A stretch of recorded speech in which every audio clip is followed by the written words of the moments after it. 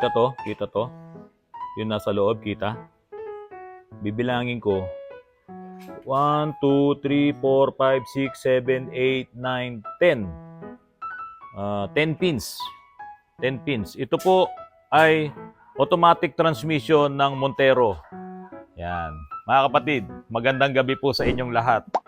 Binilang ko po yung pins nitong socket na to, nitong automatic transmission ng Montero. Kapag ganito po ang inyong automatic transmission, yan, Montero na 2012 or medyo siguro yung nauna pa sa kanya at yung mga 2015 model or basta ganito yung inyong transmission, nakita nyo may 10 terminal doon sa socket.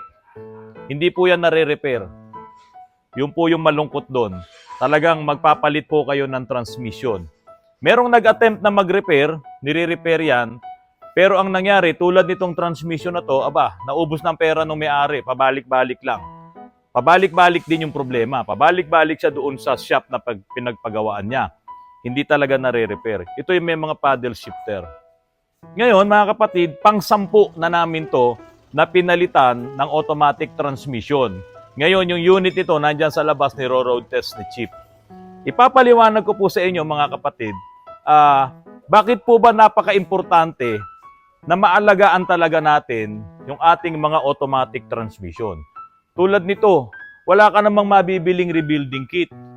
Kung ipapagawa ito sa ibang mga shop, ang nangyayari, hinahanapan lang din ng mga pyesa-pyesa, pwedeng surplus, or wala pa naman talagang nakabili ng brand new na rebuilding kit ito. Kaya hindi po talaga ito mailagay sa maayos na na state niya itong transmission na to. So yun po kung 10 yung terminal, mga kapatid, hindi po ito nare-repair. Hindi kami nagre-repair. Kung merong iba na nagre-repair, kami po hindi. Palit po talaga kami ng transmission, isang buo. Ngayon mga kapatid, ito po. Pag-aralan natin ngayon itong mga bagay na to. Kung paano nyo masasave yung transmission nyo.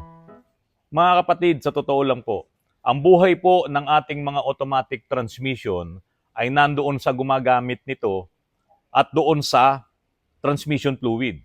Ganon din naman po sa engine natin. Siyempre, yung gumagamit ng sasakyan at nandoon din sa kanyang engine oil na ginagamit. Mas magandang engine oil at mas tamang interval ng kanyang pag-change oil, matagal ang buhay ng iyong engine, yung ating mga makina. So may mga makina na tumatagal ng 15 years, 20 years, 25 years, hindi ka talaga nag-o-overhaul ng iyong engine. Meron nga sobra pa doon. Hindi mo pinapa-overhaul, general overhaul ang engine mo. Siguro kung meron mang mga nagiging problema ay mga gasket, mga seals, mga ganyan, mga tagas-tagas lang. Pero ang operation ng engine mo, magandang-maganda pa. Pero itong mga automatic transmission na nasa likod ko, tulad nito, bata pa, 2012, itong Montero na nilalagyan nito, mga kapatid. So kung 2012, 12 years pa lang din niya, wasak na ang transmission. Hindi na to kumakambyo ng maayos at wala na ring reverse. So marami na ring pinanggalingan itong sasakyan na to, itong transmission na to. At yun nga, hindi na siya nagpe-perform ng maayos. Sira na. Ngayon mga kapatid, kung ikaw ay nag-change oil sa engine mo ng every 6,000 kilometers, dahil iyon yung nandoon sa iyong owner's manual, no? Sa manual booklet ng iyong sasakyan, nakalagay doon 6,000 kilometers change oil ka. Yung iba nga 10,000 kilometers pa nagche-change oil ka. Bakit hindi mo naman i-change oil din ng gano'n ng iyong automatic transmission? Kasi baka sasabihin nyo, hindi naman gano'n nag-iinit yan eh. Di ba? Iba kasi yung init ng makina, iba rin naman yung init ng automatic transmission. Oops, mga kapatid, nagkakamali po kayo doon. Ang automatic transmission po mga kapatid, meron siyang normal operating temperature na 80 degrees Celsius up to 90 degrees Celsius. Yun yung kanyang normal operating temperature. Doon siya magsisimula. Ang engine, ang diesel engine at gasoline engine, halos ganun din yung kanyang normal operating temperature. 80 to 110 degrees Celsius. Hindi sila halos naghihiwalay. So, ibig sabihin, kapag gumagana ng yung automatic transmission, yung kanyang fluid, dapat marating niya yung 80 to 90 degrees Celsius na operating temperature. Ngayon, ganun din naman ang diesel engine. So, kung mapapansin nyo, parehas sila ng init. Ngayon, dahil sa fluid coupling process, lalo pang umiinit itong automatic transmission fluid natin. umaabot pa nga yan ng 200 degrees Fahrenheit or mas matindi pa doon. Umaabot pa yan ng mga 300 degrees Fahrenheit. Ganun kainit ang ating mga automatic transmission. At kapag ka napabayaan nyo nga yan, mga kapatid, umaabot pa yan ng 155 degrees Celsius. Sobrang init na yon. Halos kumukulo na po yung automatic transmission fluid na yan. Ngayon, si diesel engine or si gasoline engine, may sarili siyang radiator, may sarili siyang auxiliary fan, meron siyang sariling radiator fans, maganda yung kanyang cooling system, nilalagyan siya ng coolant, di ba? Si diesel engine. At yan ay sumasalubong sa hangin, yung radiator na yan. Samantalang itong si automatic transmission ay ang liit-liit ng kanyang cooling coil na nandoon mismo sa loob ng radiator. Pero merong mga unit ngayon, mga bagong mga sasakyan, ay meron ng nakalagay na external cooler. Tulad nito mga Starex na to. May mga external cooler na yan. Kasi alam nila na talagang nag-o-overheat ang kanilang automatic transmission fluid. Ngayon mga kapatid, ito po. Kung ang inyong automatic transmission fluid ay nag-o-overheat talaga, paano mo yan malalaman? At iyan po ang culprit. Yan ang sumisira ng transmission mo. Sa ibang bansa, sa Japan, sa Australia, sa Canada, talagang may mga malalamig na klima dyan. Di ba? Kaya nga ang problema naman doon, hindi niya marireach kagad yung normal operating temperature. Pero dito sa Pilipinas, mainit po talaga klima natin. Kaya sandaling andar lang ng inyong mga sasakyan, nare-reach na po ng automatic transmission fluid yung tinatawag nating 80 to 90 degrees Celsius na kanyang normal operating temperature. Kaya nga po mga kapatid, kung ikaw ay nag-change oil every 6,000 kilometers or every 10,000 kilometers sa engine mo, why not mag-change oil ka? Katulad din, itong mga ATF mo, ibase mo na dyan sa engine oil mo ang iyong pag-change oil. Paano ko po nasabi yun? Ito po mga kapatid, ito po talaga yung pwede nyong basihan kung kailan kayo mag-change oil. Mga kapatid, ipapakita ko po sa inyo ngayon itong transmission life expectancy chart. So, transmission sa tao meron din ganyan. Okay, ito ngayon papakita ko po sa inyo yung tungkol dito sa transmission. Ano ba ang life expectancy ng transmission mo kung masusunod mo itong nandito sa chart na to? Ito po. Unahin natin dito mga kapatid sa normal operating temperature. Itong tinatawag na low heat na yan, 80 to 90 degrees centigrade, yan po, Celsius, yan po yung kanyang normal operating temperature. Ang sabi po dito, doon pa lang sa 1 kilometer na tinakbo mo, walang nangyayaring problema sa automatic transmission fluid mo. Pagdating ng 2 kilometers na tinakbo mo, dito sa 80 degrees Celsius na init ng iyong automatic transmission fluid, wala pa rin nangyayaring problema. Ngayon, pagdating ng 5,000, pagdating ng 30,000 kilometers, pagdating ng 80,000 kilometers, hanggang sa makarating ka sa 160,000 kilometers, walang magiging problema ang iyong automatic transmission. Paano ko nasabing walang nagiging problema? Kasi ito yung mga problema. Ayan, oh. Okay, so 80 to 90 degrees Celsius na init ng iyong automatic transmission fluid, long mileage, wala kang magiging problema. Okay, so maganda yon dahil nandun ka lang palagi doon sa normal operating temperature. Ngayon, eto na mga kapatid, kapag ka pumunta ka na doon sa 105 degrees Celsius, pagdating ng 80,000 kilometers, ayan na nga, magpo-form na yung mga varnices na yan. Yung varnish na yun di ba, yung varnish ng mga furniture mo, yung makinta, parang kino-coat niya yung pyesa doon sa loob ng automatic transmission. 80,000 kilometers, 160,000 kilometers, merong na-form na varnish doon sa iyong fluid. Ang nakakatakot dito, pag lumampas ka na doon at umiinit talaga yung iyong automatic transmission fluid, ano naman ang mangyayari? Kapag na-reach mo naman yung 115 degrees Celsius, ang sabi dito, tumitigas na yung mga seals. Ayan, seals harden. So makikita nyo rin naman, pinapakita nung charts, nag-iiba yung kulay eh. So habang nag-iiba yung kulay niya, nagkakaroon ng problema.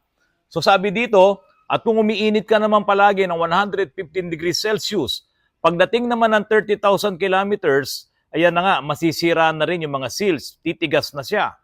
Ano yung mga seals na yon? Ito po. Ito yung mga parang oil seal yan, yung mga seals na yan. Yung iba, mga o-ring. Pero wala akong hawak na o-ring dito. Ito po yung tinatawag na rubber piston damper na nasa loob ng automatic transmission. Ito po ay galing sa RAV4. itong seals na to. Tumitigas na yan. Yan.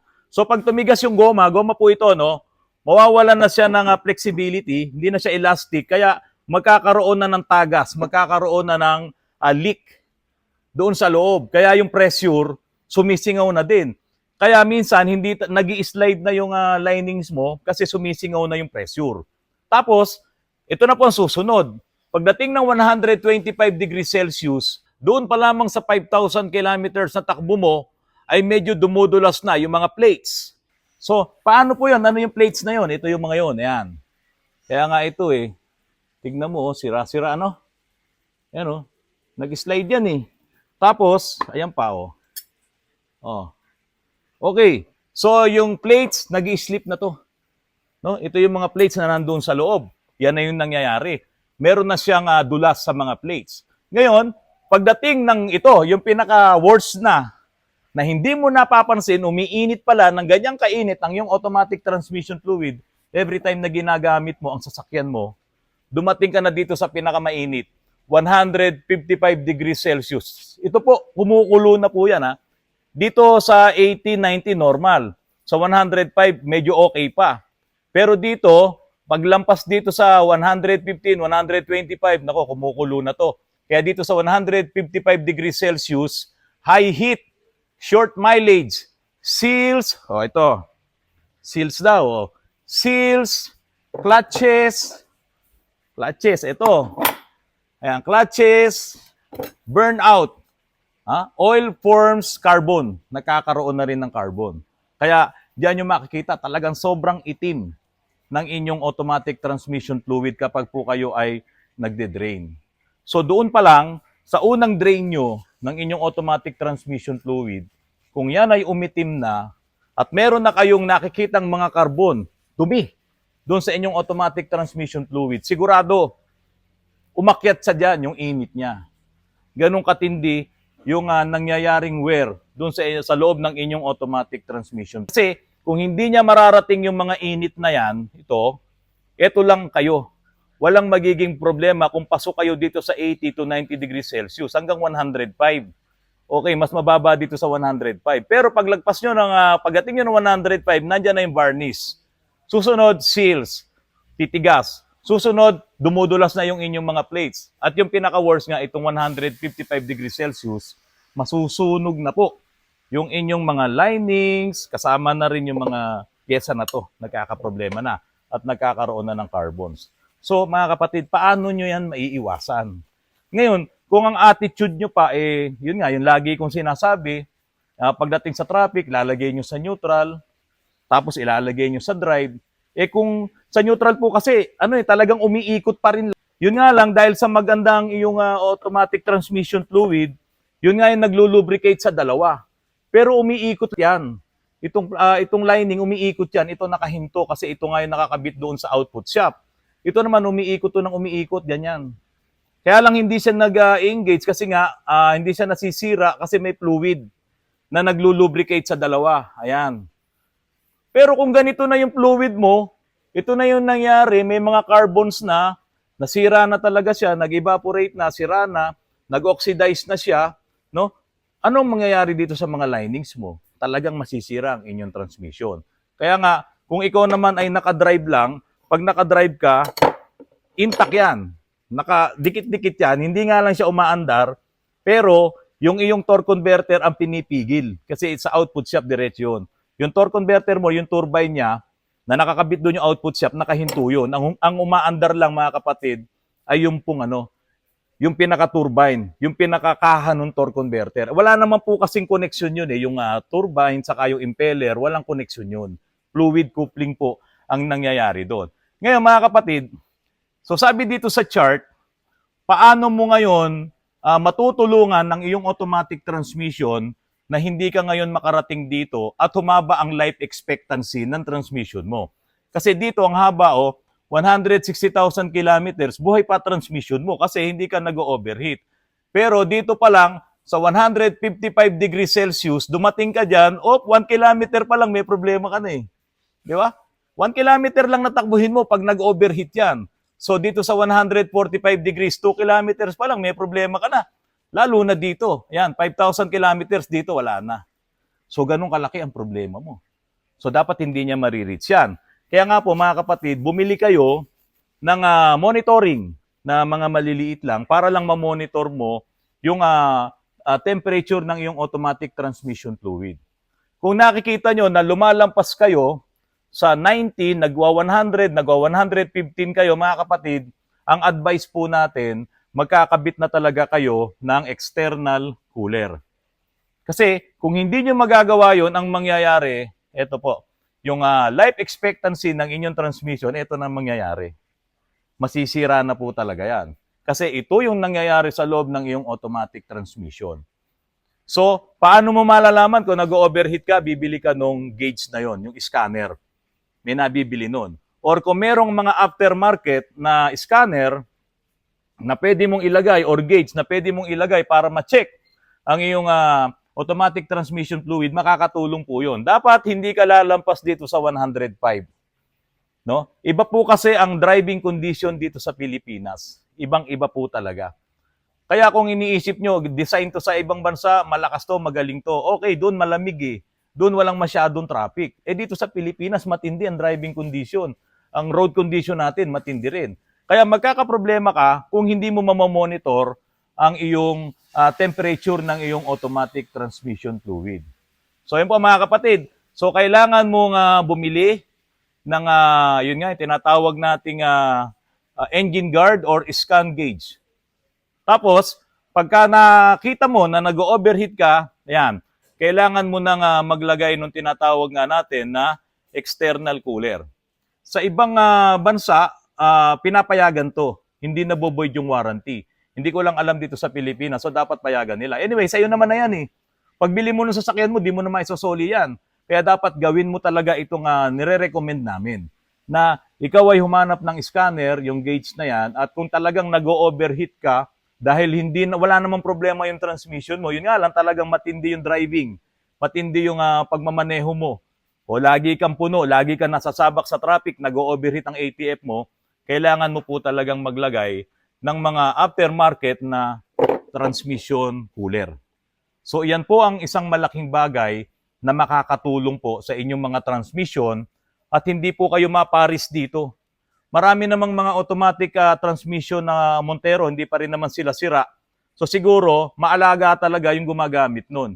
Ito po kasi sa dami na ng pinagpagawaan nitong shop, talaga ngayon kami ang huli, palit na ako ng transmission. Kasi hindi po talaga ito nare-repair. So yun mga kapatid, kung meron po kayong mga questions regarding po dito sa vlog ko ngayon, feel free po na mag-comments po kayo at sasagutin po namin yan. At kung hindi pa po kayo nakaka-subscribe dito po sa Autoruns, sana po mag-subscribe na kayo at marami pa po akong mga darating na mga vlogs na ipapakita ko po sa inyo, hindi lamang yung aming mga ginagawa at kung ano po yung mga detalye, bakit nagkakaganon yung ating mga sasakyan. At bago ko po makalimutan mga kapatid, yung vlog ko po kagabi tungkol po sa paggamit ng oil additives. Hindi ko po sinasabing hindi maganda ang oil additives. Choice nyo yan. Kasi sa marketing naman yan, wala namang sasabihin doon na iyan na hindi maganda. Okay? So, marami talagang magagandang oil additives. Pero ako po, dahil sa ako po ay gumagamit ng maganda ng langis, na kumpleto na yung mga additives doon, kaya hindi ko na po yung dadagdagan pa para magdoble-doble pa yon. Ano po ba ang isang magiging epekto lang kung halimbawa, maganda na yung langis mo, dinagdagan mo pa ng oil additives? Ito po, hindi naman talaga sobrang negative, no? Ito experience lang namin. Nung nagdagdag siya ng oil additive, doon sa kanyang sasakyan, sa engine niya, na maganda naman yung ginagamit niyang langis, alam niyo po ba kung anong nangyari? After mga ilang buwan, nag-check engine. Wala namang ibang problema. Diba? Wala namang ibang nasira. Bakit nag-check engine? Yung pong kanyang mga sensor, natakpan. Yung tinatawag nilang nagsisil or yung nagko-cover. Kasi po, yung mga oil additives niya, may pang ano yan eh, parang Teflon, na yun nga yung tumutulong doon sa mga metal-to-metal friction. So ang nangyari po, dahil may mga detergents dyan, may mga panlinis yung mga oil additives na yan, itong crankshaft positioning sensor kung saan nakababad halos doon yung sensor na yan. Dahil pag ikot doon sa ilalim, sa baba, nandun yung sa may crankshaft, talagi siyang tinatamaan ng langis na yun, madumi na, natakpan ngayon yung sensor, kaya nag-hard starting siya, no? At ayaw nang start minsan. Nagka-problema na, nag-check engine na. Nung binunot yung crankshaft positioning sensor, nilinis, medyo naninikit. Naninikit ng konti yung dumi, para siyang film. No? Para siyang varnish, para siyang top coat. Kailangan mong ganunin. So, yun po ay hindi ko alam kung ano kasi yung inilagay niyang oil additives. Pero simula noon, hindi na siya naglagay ng oil additives. Baka nabili lang kung saan yun, kinarga niya sa kanyang makina, no? Kumapal, natakpan yung sensor, buti sana kung malinis yung tatakip, may halo ding mga carbon yun or kung ano-ano pa, mga soot, dumikit dun sa sensor at yun na, nagkaroon na ng problema. So, kaya nga yung mga iba na mga brand, no, yung ibang mga gumagawa ng mga sasakyan, no, yung mga manufacturer, hangga't maaari hindi nila pinagagamitan yan ng mga oil additives. Kasi, bakit po? Kung bagong bili mo yan, doon sa warranty na first 100,000 kilometers or 3 years, sagot nila yan eh. Kung nilagyan mo ng oil additives at nagkaroon ng problema, ngayon, pagkatapos ng warranty, bahala ka na po kung ano gusto mo. Ganun po talaga ang totoong nangyayari. Hindi nila yan binabawal dahil posibleng makasama. Ibinabawal nila yan kasi doon sa pasok na sa warranty, pwede siyang magkaroon ng ganung klaseng case at ganung klaseng problema. Mga kapatid, magandang gabi po sa inyong lahat. Maraming salamat po sa patuloy niyo pong panunood ng aking mga vlogs. Salamat po ng marami sa inyo, mga kapatid.